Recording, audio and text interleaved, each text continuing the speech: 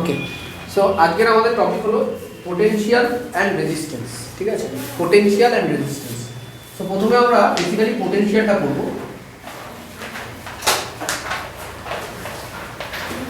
আমরা কিছুটা পোটেনশিয়াল আগের দিন পড়েছিলাম, পোটেনশিয়াল ডিফারেন্স, এই জিনিসগুলো আমরা পড়েছিলাম। ঠিক আছে, দেখো যখন দুটো কন্ডাক্টর থাকে, ধরো এখানে একটা কন্ডাক্টর আছে এ, এখানে একটা কন্ডাক্টর আছে বি,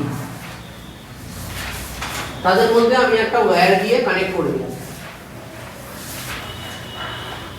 ঠিক আছে, একটা ওয়্যার দিয়ে কানেক্ট করে দিলাম। ঠিক আছে, সো এদের মধ্যে যদি কোনো পোটেনশিয়াল কি জিনিস আছে, পোটেনশিয়াল বলে যাও, ছেড়ে দাও। প্রথমে ধরে নাও একজনের কাছে ইলেকট্রন বেশি আছে, একজনের কাছে ইলেকট্রন কম আছে, সিম্পল। ঠিক আছে, যেটা আমরা কিছুক্ষণ আগে দেখলাম, একজন আরেকজনকে ইলেকট্রন দেয়, তাই তো, আবার একজন নেয়। তো ধরো একজনের কাছে ইলেকট্রন বেশি আছে, ধরো এর কাছে ইলেকট্রন প্রচুর আছে, 6টা ইলেকট্রন আছে, এর কাছে কোনো ইলেকট্রনই নেই। তাহলে কি করবে? ইলেকট্রনগুলো বি থেকে এতে ফ্লো করবে। ঠিক আছে, so this will be flow of electrons.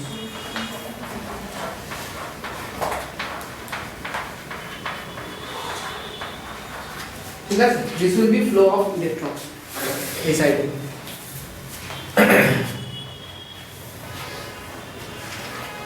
কতক্ষণ? যতক্ষণ সেম নাম্বার অফ ইলেকট্রন দুদিকে না চলে আসে।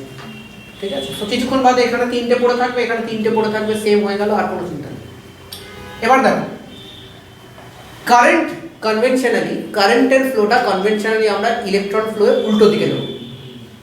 ফ্লো অফ ইলেকট্রন কোন দিকে হচ্ছে? B to A, flow of current হবে A to B.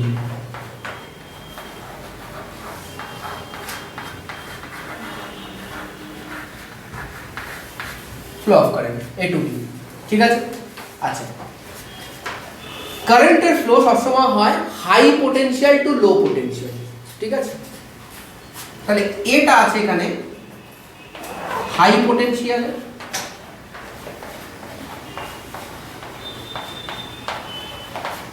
R beta আছে এখানে লো পোটেনশিয়াল। ঠিক আছে, হাই পোটেনশিয়াল থেকে লো পোটেনশিয়ালে কারেন্ট যাবে, ইলেকট্রন যাবে লো পোটেনশিয়াল থেকে হাই পোটেনশিয়াল। এই ছোট ছোট জিনিসগুলো তোমাকে মাথায় রাখতে হবে, এখানে থেকে কোশ্চেন আসে। ঠিক আছে, অনেক সময় জিজ্ঞেস করে যে ইলেকট্রন কোন দিক থেকে কোন দিকে ফ্লো করে, তখন বলবে electron flows from higher region of higher concentration of electrons to region of lower concentration of electrons. এটা লিখে রাখো, electron flows from region of higher concentration of electrons to region of lower concentration of electrons. ঠিক আছে, এই হলো electron flow direction.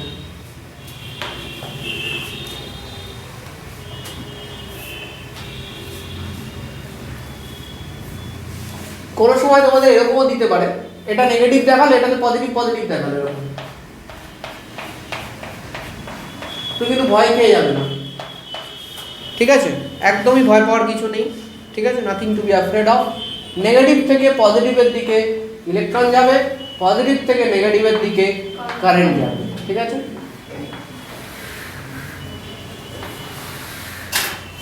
একই জিনিস, nothing difference. Now coming to what is exactly potential, একটু ফিলটা নিই পোটেনশিয়াল। ঠিক আছে, এটা হয়ে গেছে সবার।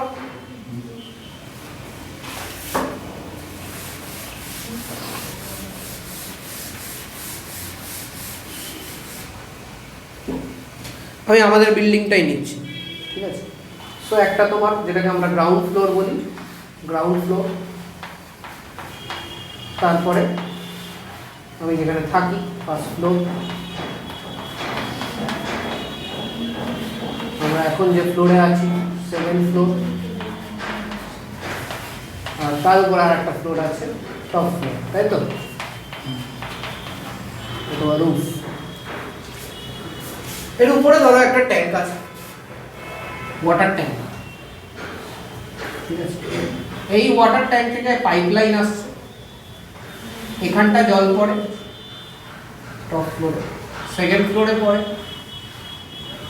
ফার্স্ট ফ্লোরে পড়ে। ভালো করে দেখো জিনিসটা। আমাকে যদি কেউ জিজ্ঞেস করে যে এটাতে জোরে পড়ে না এটাতে জোরে পড়ে, আগে দেখে নাও তারপরে বলবে। দেখো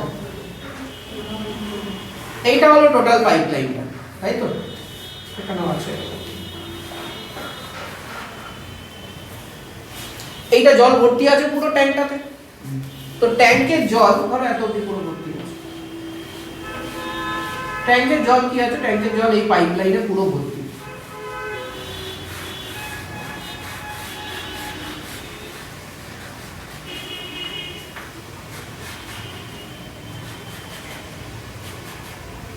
পাইপলাইনে পুরো ভর্তি। যদি তুমি টপ ফ্লোরেরটা দেখো, শুধু টপ ফ্লোরেরটা, তাহলে এখান থেকে কতটা জল পড়বে টপ ফ্লোরে সেটা ডিপেন্ড করবে এই পয়েন্টের উপরে। সো এই পয়েন্টের উপরে কতটা ওয়াটার আছে, এতটা ওয়াটার আছে, তাই না? তো এতটা ওয়াটার প্রেসার ক্রিয়েট করছে এই পয়েন্টের উপরে, আর তাই জন্য জলটা এখানে পড়ছে। যদি এখানে জল না থাকতো তাহলে কি জল পড়তো? যদি উপরে জল না থাকতো জল পড়তো না, পড়ে না কখনো। যেহেতু জল আছে তাই জন্য পড়ছে, ঠিক আছে?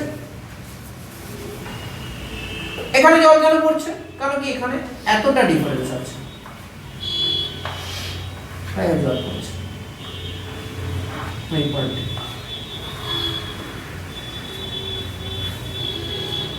এই পয়েন্টে এতটা ডিফারেন্স আছে, এটা ধরো H1, এটা H2, এটা H3,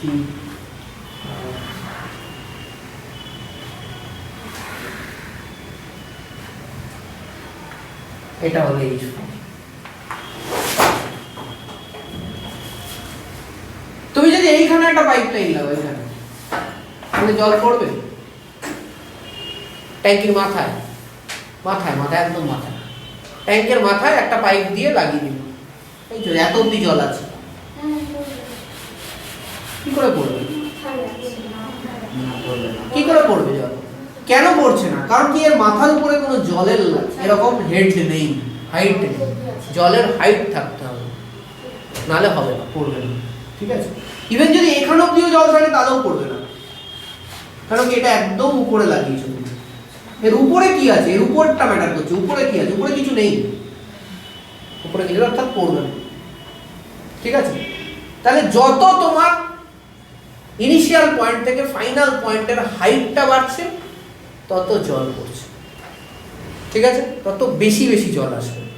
তাহলে এখানে আমি কি দেখতে পাচ্ছি? H4 more than H3 more than H2 more than H1।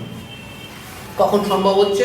যখন এই হাইটগুলো এই রেশিওতে আছে তখন জলের ফ্লো, এটা ধরো Q4, এটা ধরো Q3, Q2, Q1, এটা ধরো flow of water over here, flow of water over here, flow of water over here, flow of water. তাহলে this is also in the same order. বোঝা গেছে? সব থেকে নিচের তলায় সব থেকে বেশি জোরে জল পড়বে, হ্যাঁ? সব থেকে বেশি জোরে জল পড়বে সব থেকে নিচের তলায়। ক্লিয়ার?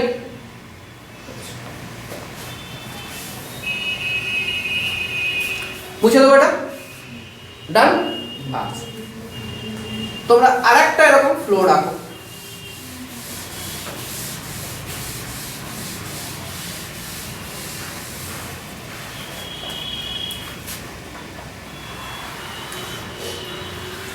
আমি দেখাচ্ছি ফ্লোরটা কিরকম ভাবে আঁকতে হবে। এরকম হয় তো কিছু কিছু জায়গায় টাওয়ার ফাওয়ার এসব।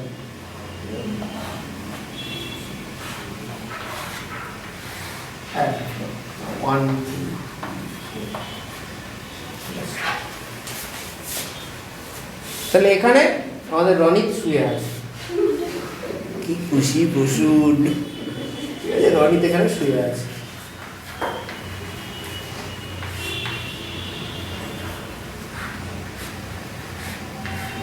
ঠিক আছে, শুয়ে আছে। জানিস প্রসূন তো সবসময়তেই রনিতকে পারলেই মেরে দেয়, ঠিক করে উঠতে পারে না। আজকে তো আবার গাড়ি নিয়ে এসছে, চাপা দিয়ে মেরে দেবে, তাই তো বলুন? হ্যাঁ ঠিক তো? হ্যাঁ বলছে। আচ্ছা, এবার দেখ প্রসূন, দেখ রনি শুয়ে আছে আরামসে ঘুমোচ্ছে শীতের দুপুরে, সুন্দর রোদ্দুর। আর এখন তো খুব কমে গেছে, আগে কি হচ্ছে বাড়িতে উঠোন থাকতো মানুষের, তখন কি হতো উঠোনে শীতের দুপুরে একটু কিছু চাদর টাদর পেতে শুতো লোকে, ঠিক আছে। তো এখন তো হয় না, রনিতে একটুখানি পুরোনো দিনের মানুষ, দেখছে যে উঠোন আছে, রনিতে এখানে শুয়ে পড়েছে। এবার প্রসূন তো চাইছে আমি এবার রনিকে, এটাই সুযোগ, শুয়ে রয়েছে। এবার ঘুষি টুসি মারলে তো পড়বে না, জেগে গিয়ে আবার মারবে, জেগে গিয়ে আবার ওকেই মারবে, সমস্যা হচ্ছে। যা করতে হবে একবারই করতে হবে, একবার, ওয়ান টাইম, ঠিক আছে। আর হাতে কোনো ছুরি কাছি কিছু নেই, তাহলে কি করবে? তাহলে ও একটাই উপায় দেখছে, যদি আমি রনিতের উপর জাম্প করি তাহলে রনিত একবারে পড়ে যাবে, ঠিক আছে। তো এবার প্রসূনের কাছে তিনটে চারটে অপশান আছে, কোথা দিয়ে জাম্প করবো, এখান দিয়ে করবো, ওকে তো মারতে, ও এখন দিক বেদিক ভুলে গেছে, নিজের কী হবে ভাবছে না, যে ও বললেই হবে, ঠিক আছে। এখানেও প্রসূন যেতে পারে, এখানেও প্রসূন যেতে পারে, আবার এখানেও প্রসূন যেতে পারে, ঠিক আছে। চারটে জায়গা আছে। প্রসূন যদি এখান থেকে জাম্প মারে, ঠিক আছে, এখান থেকে জাম্প মারে, তাহলে হাইট ডিফারেন্সটা কতটা হচ্ছে এইটা? মরতেও পারে, নাও মরতে পারে, ঠিক আছে। অ্যাটলিস্ট ওই মেবি বুকের পাঁজর দুটো ভাঙবে। এখান থেকে যদি জাম্প মারে আরেকটু হাইট বাড়ছে, এবার ধরে নে রনিত দেখছে, জাস্ট কথা বলে রনিত দেখছে, হ্যাঁ না ঠিক ঘুমায়নি, ঠিক সময় সরে যাবে, তুই তো জানিস না, প্রসূন, ঠিক আছে। তো দেখছে, এবার রনিত দেখছে, এবার ও এখান থেকে যদি জাম্প মারে তখন কি হবে, এর উপরে এসে পড়বে। রনিত দেখছে এখান থেকে শালা আবার উপরে উঠে যাবে, মানে পড়লে আমার গায়ে পড়লে আরো বেশি লাগে, ঠিক আছে। যত উপর দিয়ে জাম্প মারবে তত বেশি লাগে, স্বাভাবিক, হ্যাঁ। এখান থেকে জাম্প মারলে আরো বেশি লাগবে, আরো উপর উঠে গেছে। এইখান থেকে জাম্প মারলে প্রসূন তো ভাবছে আরো উপর দিয়ে যাওয়া যেত আরো বেটার হতো। রনিত কিন্তু অ্যাকচুয়ালি বেচারা খুশি হচ্ছে, বুঝে বুঝে যা শালা ওঠ, লাস্টে তো আমি সরে যাবো, ঠিক আছে। তো তারপরে এখান থেকে ফাইনাল জাম্পটাও মারে। তাহলে কেন এখানে গেছিল প্রসূন? কেন প্রসূন জানে, প্রসূন ফিজিক্সটা জানে, বাকিটা জানে না। ফিজিক্সটা জানে, ফিজিক্সটা বুঝে। প্রসূন জানে সব থেকে উপর দিয়ে জাম্প মারলে সব থেকে জোরে এসে এখানে পড়বো, সব থেকে বেশি কাইনেটিক এনার্জি, একদম স্পট ডেড, ঠিক আছে। কিন্তু ভাবছে না যে নিজেও যে আরো সরে গেলে তো ও বেঁচে যাবো, যাই হোক। তো এখান থেকে জাম্প মারছে। তো প্রসূনের রনিতকে মেরে দেওয়ার পোটেনশিয়ালটা সব থেকে বেশি কখন? পোটেনশিয়াল মানে কি বলে না, এই ছেলেটার খুব পোটেনশিয়াল আছে, কেন? তো প্রসূনের পোটেনশিয়াল এখানে থাকলে বেশি হবে না এখানে থাকলে বেশি হবে? রনিতকে মারার ওখানে থাকলে বেশি হবে, ঠিক আছে। তো এটাই হলো পোটেনশিয়াল, আর কিছু না। তোমার ক্ষমতা, ঠিক আছে, তোমার ক্ষমতা, আর কিছু না। হ্যাঁ পাইনি, যেটা হয়নি, প্রকাশ পাইনি। প্রকাশ পেয়ে গেলেই কাইনেটিক, ঠিক আছে। প্রকাশ পেয়ে গেলেই শেষ। যখনই পড়ে গেল, একবার পড়ে গেল, তারপর আর ক্ষমতা থাকবে প্রসূনের? ওটা তো ও জানে না, তারপরে ক্ষমতা শেষ, সব এক ধাক্কায় সব ক্ষমতা শেষ, ঠিক আছে। বুঝে দেবো এটা, বুঝিস? তো এটা হলো পোটেনশিয়াল কারেন্টের, এটা হলো পোটেনশিয়াল। তো সবসময় কারেন্ট কি হবে, হাই পোটেনশিয়াল থেকে লো পোটেনশিয়াল করবে। তো এখানে দেখতে পাচ্ছি প্রসূন উপরে ছিল, that was high potential, Ronit নিচে ছিল লো পোটেনশিয়াল, ঠিক আছে। তো জলের ফ্লো একইভাবে হয়, দিস ইজ পোটেনশিয়াল, আর কিছু এখানে বলার নেই। এবার ডিফারেন্স ইন পোটেনশিয়াল কি? উপরের প্রসূনের পোটেনশিয়ালের সঙ্গে নিচে রনিতের পোটেনশিয়ালের যে ডিফারেন্স, সেটা হলো ডিফারেন্স ইন পোটেনশিয়াল। ওই জন্যই তো ও উপর দিয়ে পড়বে, রনিত নিচ দিয়ে উপরে চলে যাচ্ছে না। তাহলে তো কারেন্ট লো পোটেনশিয়াল থেকে হাই পোটেনশিয়ালে এই জন্য ফ্লো করে না। রনিত কি পারবে নিচ থেকে উপরে লাফিয়ে চলে যেতে পারবে না, চারতলা বিল্ডিং পারবে না, কিন্তু প্রসূন পারবে, একটা জাস্ট একটু জাম্পও করতে হবে, জাস্ট, ঠিক আছে। এবার now let us understand what is electric potential. Let us come to the subject.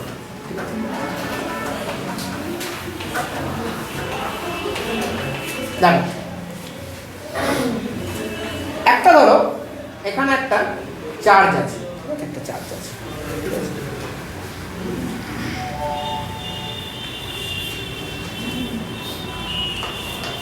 আর এই ইনফিনিটি ডিস্টেন্সে আরেকটা চার্জ আছে, ঠিক আছে, একটা ইউনিট পজিটিভ চার্জ +1 কুলম্ব, ঠিক আছে। তো তোকে যদি এটাও ধর পজিটিভ চার্জ, তোকে যদি এই চার্জটাকে এর কাছে নিয়ে আসতে হয়, তাহলে কি হবে? তাহলে কি তুই আনতে পারবি ইজিলি? দুটোই পজিটিভ, রিপেল করবে, আনতে পারবি না। তখন কি হবে? তখন তোকে জোর করে আনতে হবে, তার মানে তোকে কাজ করতে হবে।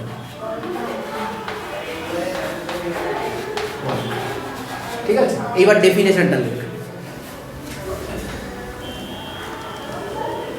বলবো, amount of work done in moving unit positive charge from infinity to a given point. Amount of work done in moving unit positive charge from infinity to the given point. Unit positive charge from infinity to a given point is called electric potential of that point. Is called electric potential of that point. Infinity to that given point. It is given point. Is called electric potential of that point. ঠিক আছে? তাহলে এইটা হলো potential V। তাহলে potential কি? Work done. Work done in moving কত charge? Unit positive charge. তাহলে যদি এখানে 10 কুলম হয় তাহলে কি করবি তুই? 10 কুলম দিয়ে ভাগ করে দিবি, 1 কুলমেরটা বার করবি। তাই জন্য this is the formula of potential. ঠিক আছে, ইউনিট ভোল্ট, ইউনিট কি? ভোল্ট। ঠিক আছে, পোটেনশিয়াল ডিফারেন্স তাহলে কি হবে? যদি কোনো সময় পোটেনশিয়াল ডিফারেন্স কো ভি দিয়ে ডিনোট কর। ঠিক আছে, এবার দেখ V1 টা কি হবে? V1 ধর একটা পয়েন্টের, কোন একটা পয়েন্টের, এই ধর এটা পয়েন্ট 1, এটা পয়েন্ট 2। ঠিক আছে, তো এটা V1 টা কি হবে? W1/Q। Q তো সেম থাকছে, it's not change. Unit positive charge, Q সে ধরে একই Q। তাহলে ধর এখানে ইনফিনিটিতে আছে, এই পয়েন্টটা ধর ইনফিনিটিতে আছে, একবার একের দিকে নিয়ে আসছিস, তাহলে একটা ওয়ার্ক ডান করতে হচ্ছে, সেই ওয়ার্ক ডানটা ধরে W1।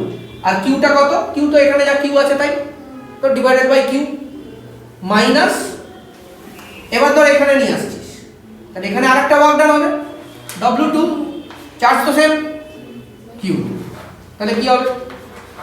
W1 minus W2 by Q। এটাকে তুই V1 মাইনাস V2 ও লিখতে পারিস। ঠিক আছে, this is called potential difference. কি বলে এটাকে? Potential difference.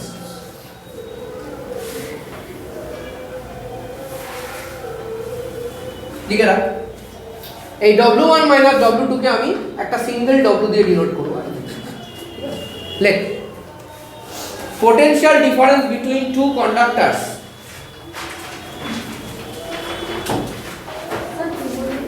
potential difference between two conductors is the work done for transferring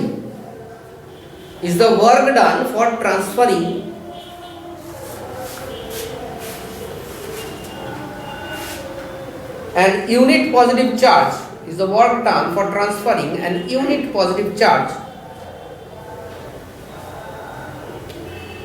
from one conductor to another conductor. From one একটা কন্ডাক্টর থেকে আরেকটা কন্ডাক্টরে নিয়ে যেতে যা তোমার কি বলবো ওয়ার্ক ডান হয় সেটা।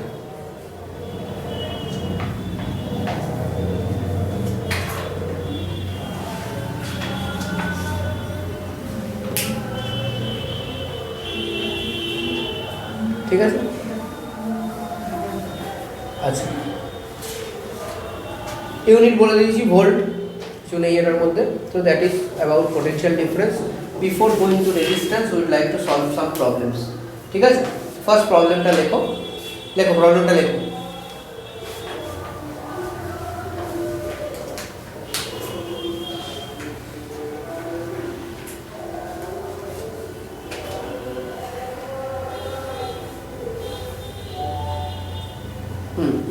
In transferring 1.5 coulomb charge through an wire, 9 joule of work is needed.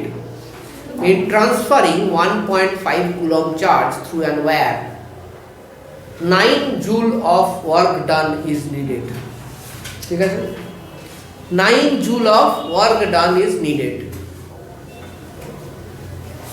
Find the potential difference across the wire.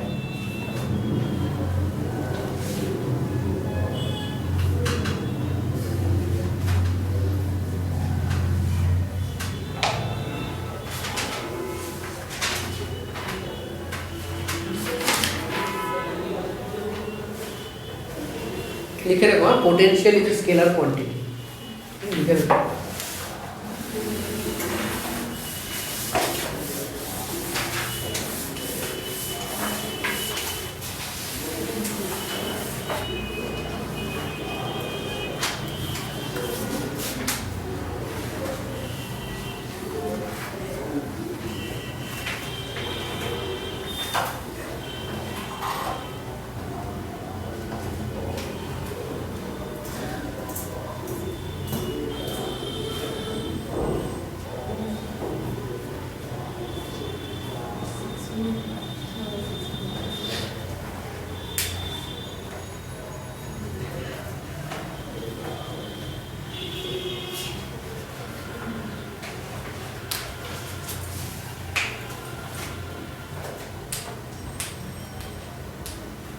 হয়ে গেছে?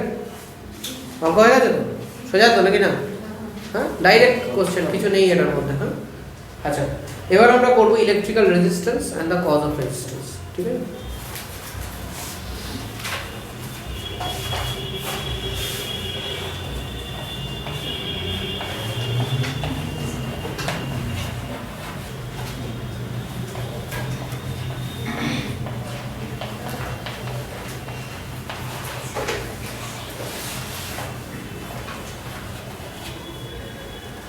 দেখো, একটা যে কোনো মেটালিক কন্ডাক্টরে, ধরো এটা একটা মেটালিক কন্ডাক্টর, প্রথমে এটা এইরকম একটা আঁকো।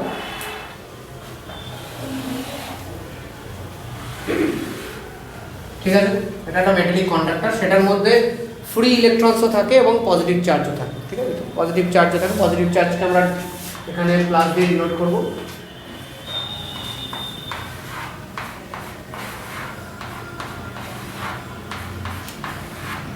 আর ইলেকট্রনসগুলোকে আমরা নেগেটিভ দিয়ে ডিনোট করব।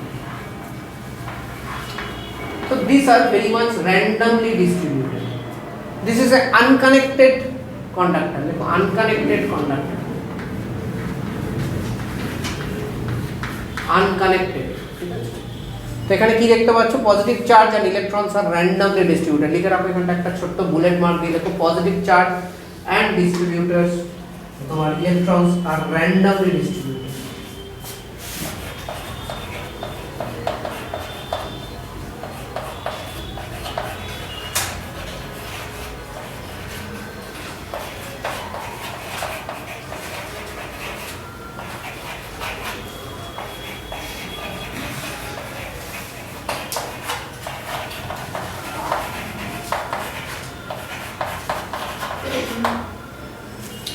रैंडम डिस्ट्रीब्यूशन থাকে পজিটিভ চার্জ আর ইলেকট্রনস। ঠিক আছে? হ্যাঁ,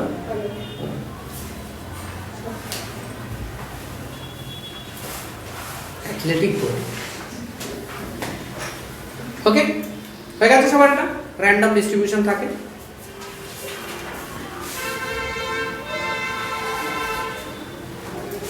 ডান হচ্ছে কিন্তু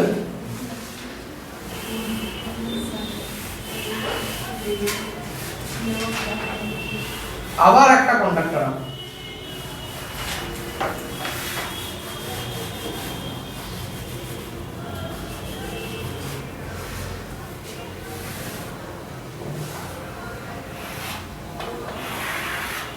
এটাকে এবার কানেক্ট করে দাও একটা সার্কিটে।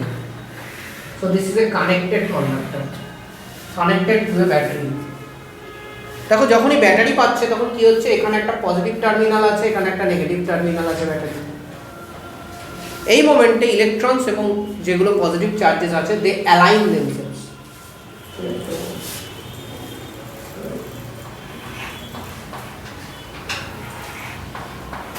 এরপর আর র্যান্ডম জিনিসটা থাকে না।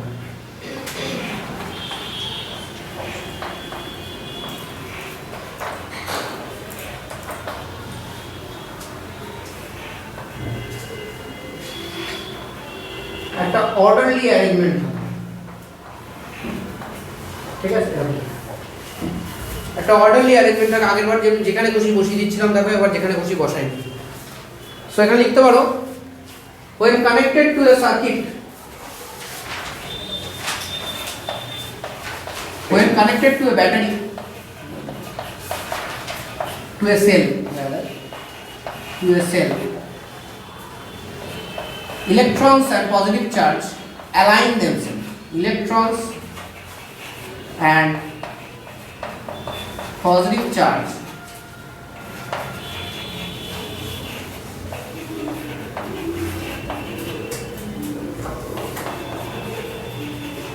align themselves.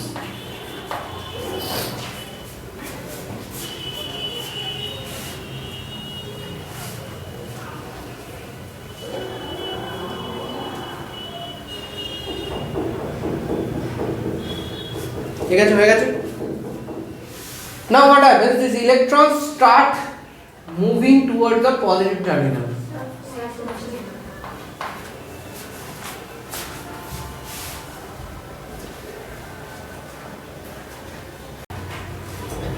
অনেকক্ষণ ধরে?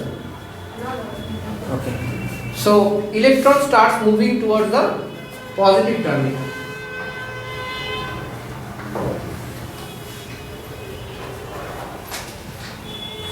এই যে ইলেকট্রনস গুলোর একটা দিকে মুভমেন্ট হচ্ছে, দেখো electron starts moving towards the positive terminal. দেখো দেখো দেখো electron starts moving towards the positive terminal.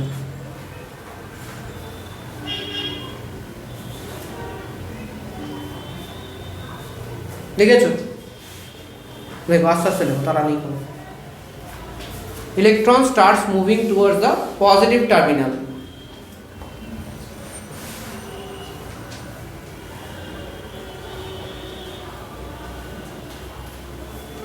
হয়েছে? This is called drift of electrons. ওর সাথেই লিখে রাখো, this is called drift of electrons. This is called drift of electrons.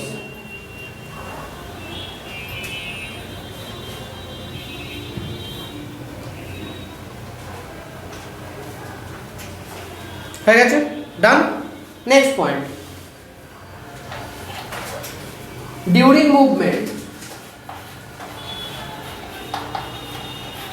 তাহলে কি হবে, যখন মুভমেন্ট করবে তখন যে পজিটিভ চার্জগুলো আছে তার কাছে ধাক্কা খেতে পারে। তো ডিউরিং মুভমেন্ট দে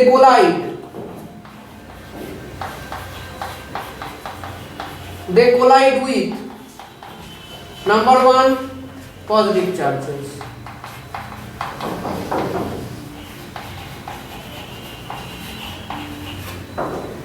number 2 other free electrons,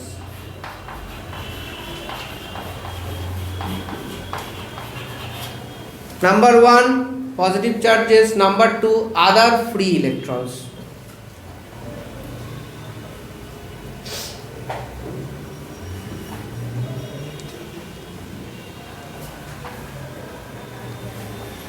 হয়ে গেছে?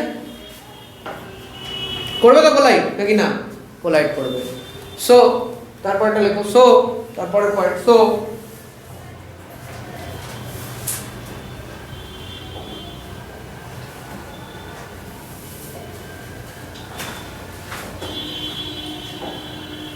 their speed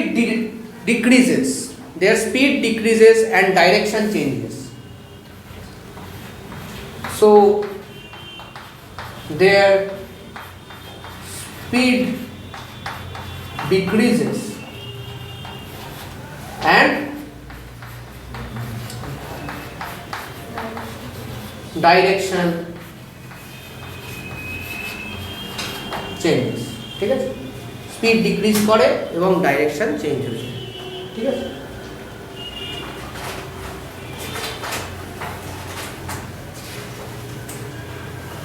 তারপরে দেখো নেক্সট পয়েন্ট, দে এগেন অ্যাক্সেলারেট। কেন আবার অ্যাক্সেলারেট করে? দেখো ধাক্কা খায়, পড়ে যায়, কিন্তু তারপরে আবার পজিটিভ চার্জ তো তাকে অ্যাট্রাক্ট করছে, সে আবার উঠে দাঁড়ায়, আবার দৌড়ায়। ঠিক আছে? দেখো after collision they again accelerate towards positive terminal. After collision they again accelerate towards positive terminal.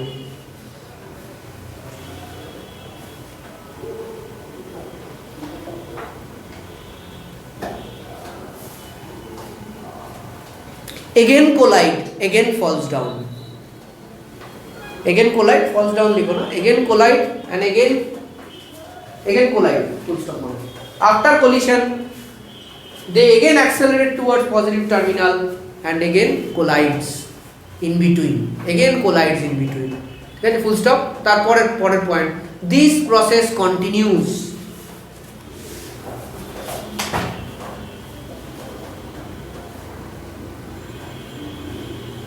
this process continues, ঠিক আছে, ফুল স্টপ হয়ে গেল। এবার পরে একটা সলিড পয়েন্ট লেখো, পুরো ক্যাপিটাল লেটার্সে লিখবে একদম নিচে, যে these collisions between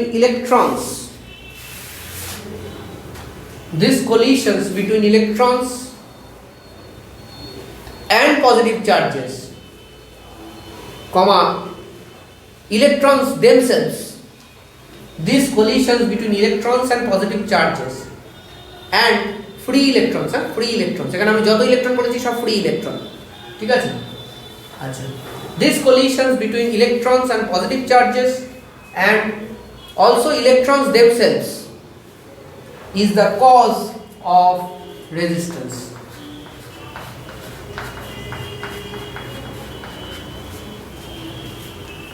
is the cause of resistance,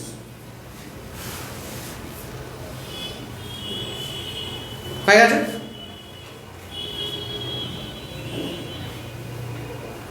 না আচ্ছা, ফুল স্টপ করো। এবার রেজিস্ট্যান্সের ডেফিনিশন দাও। Resistance is the obstruction towards the flow of current.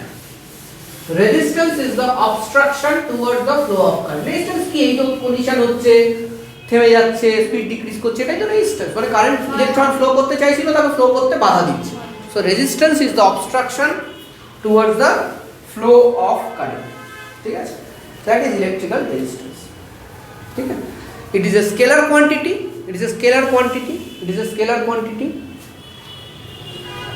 SI unit আগের দিন আমি কোথায় বলে দিয়েছিলাম, ওহম।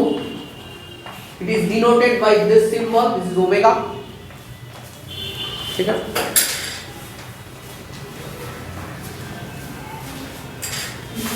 নেক্সট আসছে হলো Ohm's law.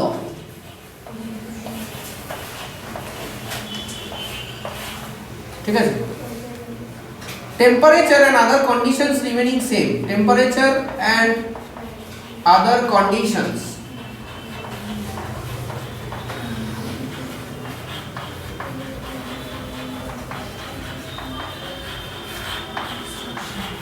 remaining same, current flow through a conductor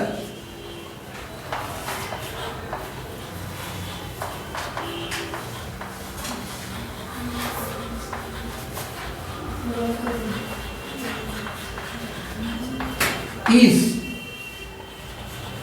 directly proportional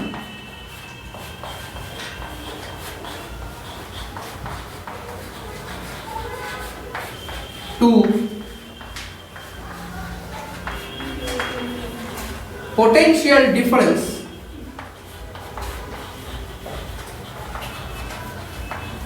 between them। ওটা বোঝা যাচ্ছে কিনা কে বলো। ট্যাঙ্কি ছিল 4 তলার উপরে, ট্যাঙ্কি ছিল 4 তলার উপরে, জল খুলেছিলাম 1 তলায়, ডিফারেন্স বেশি ছিল না কম ছিল? বেশি ছিল। জল জোরে পড়েছিল, যদি 4 তলাতে জল কল খুলতাম তাহলে জল পড়তো খুব আস্তে, ঠিক আছে। ট্যাঙ্কির তলায় যে কলটা থাকে সবার বাড়িতে, খুব আস্তে পড়তো। তো কেন হয়েছিল? কেন কি পোটেনশিয়াল ডিফারেন্স কম ছিল। আর যদি 4 তলায় ট্যাঙ্কি থাকে আর নিচ তলায় যদি আমি জল খুলি তাহলে পোটেনশিয়াল ডিফারেন্স বেশি থাকবে। Flow of water is equivalent to flow of current. ওখানে ফ্লো অফ ওয়াটার ছিল, এখানে কারেন্ট আছে।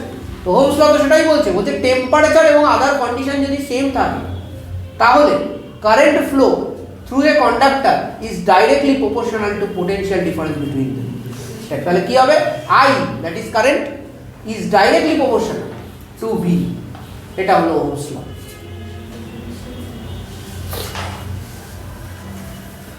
লেখা যায় তো নাকি না?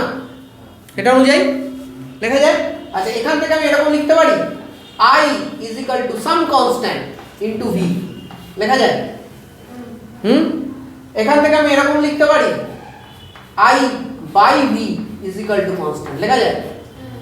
আচ্ছা, এখানে আমি জায়গা নিয়ে আমি এখানে আসছি, ঠিক আছে? এটাকে উল্টে দাও, V by I 1 by K, লেখা যায়? এটাও তো একটা কনস্ট্যান্ট 1 by K, K যদি কনস্ট্যান্ট হয় 1 by K ও কনস্ট্যান্ট। এই কনস্ট্যান্টটাকে আমরা বলি রেজিস্ট্যান্স, ঠিক আছে? তাহলে রেজিস্ট্যান্স কি করে ক্যালকুলেট করব? রেজিস্ট্যান্স ক্যালকুলেট করব R is equal to voltage difference অথবা potential difference by current flow. এইগুলো আমার রেজিস্ট্যান্সের ফর্মুলা, ঠিক আছে? Volt by ampere is equal to ohm.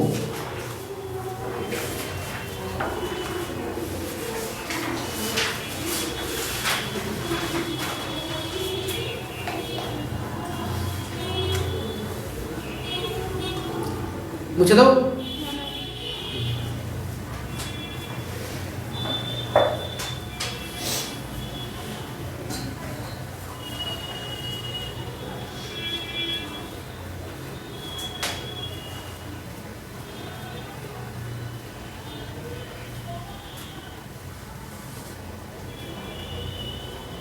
হয়ে গেছে, বুঝি?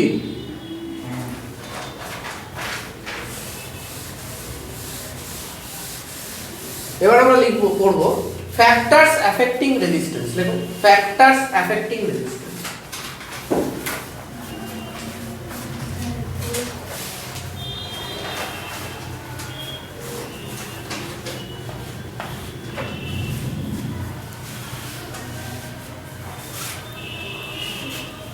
বলি, ফার্স্ট ফ্যাক্টর যেটা ইম্পর্টেন্ট রেজিস্ট্যান্সের জন্য, সেটাতে আমি যাব হলো cross sectional area. So resistance of any conductor, যদি মোটা পাইপ হয় তাহলে জল বেশি বেরোবে না কম বেরোবে? জল, মোটা পাইপ যদি হয়, বড় পাইপ, জল বেশি পাও না কম পাও? বেশি পাও। সরু পাইপ হলে জল কম পাবে। তাহলে জল যদি বেশি পাও, তার মানে কারেন্ট বেশি আসছে। বেশি বেশি জল কেন যেতে পারছে মোটা মোটা পাইপ থেকে? কারণ রেজিস্ট্যান্সটা কম, আরামসে চলে যাচ্ছে অনেক জায়গা। তোমাদের ধরো বড় হলো একটা মাঠের মধ্যে দৌড়াতে, তোমরা আরামসে দৌড়াবে। আর বড় হলো একটা সরু গলির মধ্যে দৌড়াতে, এদিক ওদিক ধাক্কা খাবে। রেজিস্ট্যান্স, ধাক্কা খাওয়া, কলিশনস। সো যত এরিয়া বাড়ছে তত তুমি কি কম পাচ্ছ? তোমাদের মধ্যে ধাক্কা ধাক্কি কম হবে, তাই তো? সবাই বুঝতে পেরেছিস তো? কম হবে। তাহলে রেজিস্ট্যান্স কমে যাবে এরিয়া বাড়লে। তাহলে inversely proportional to cross sectional area. বুঝেছিস সবাই? রূপর্ণা, বুঝতে পেরেছিস এটা না বুঝিস নি? ওকে। Number 2, length.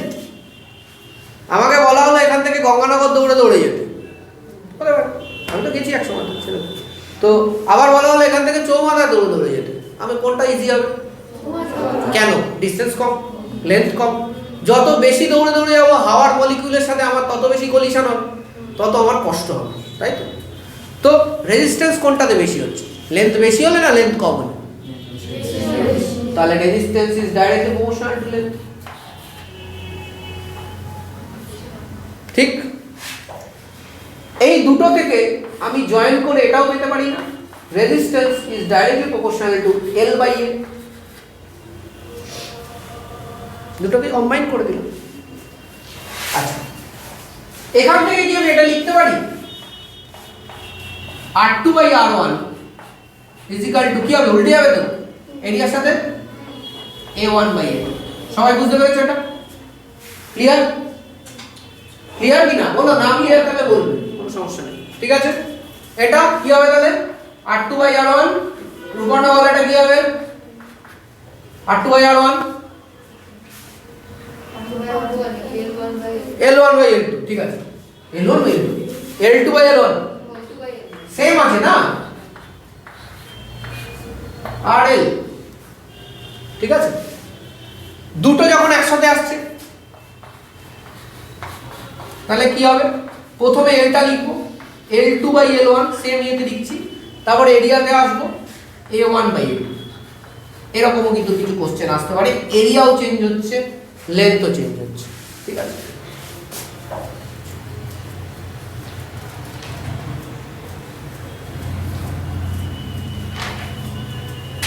নেক্সট হয়ে গেল দুটো ফ্যাক্টর শেষ, দুটো ফ্যাক্টরের কম্বিনেশনও শেষ করে দিয়েছি। এবার আমরা করব, মুছে দিলাম, ম্যাটেরিয়াল অফ দ্য ওয়্যার। ঠিক আছে, এটার মধ্যে আরো ফ্যাক্টর আছে। ম্যাটেরিয়াল অফ দ্য ওয়্যার, দেখো যদি এমন কোনো ওয়্যার হয় যেটা very good conductor, what is the difference between conductor and insulators? Conductor কি করে, দে অফার লেস অবস্ট্রাকশন, বেশি অবস্ট্রাকশন দেয় না কন্ডাক্টর, অ্যালাউ করে কারেন্টকে পাস করার জন্য, আর ইনসুলেটর অ্যালাউ করে না। তাহলে কন্ডাক্টরের কেসে if it is a good metallic conductor resistance কম হবে। ঠিক আছে, তাহলে ম্যাটেরিয়ালের উপর ডিপেন্ড করছে, লিখে রাখ। Metals are generally good conductors having less resistance. ঠিক আছে,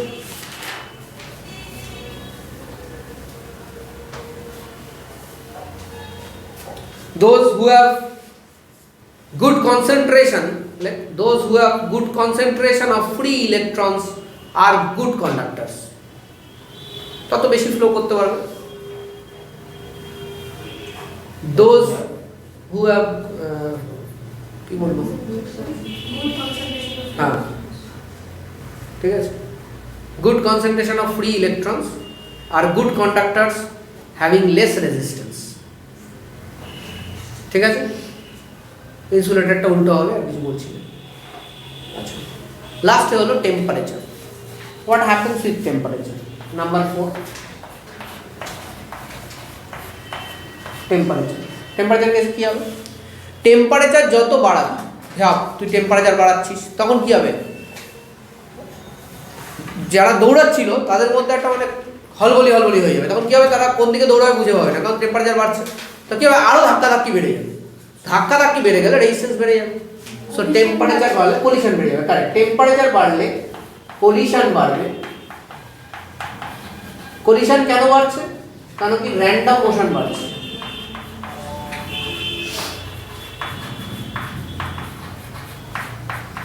টেম্পারেচার বাড়লে র্যান্ডম মোশন বাড়ে, র্যান্ডম মোশন বাড়লে পলিউশন বাড়ে, পলিউশন বাড়লে রেজিস্ট্যান্স বাড়ে।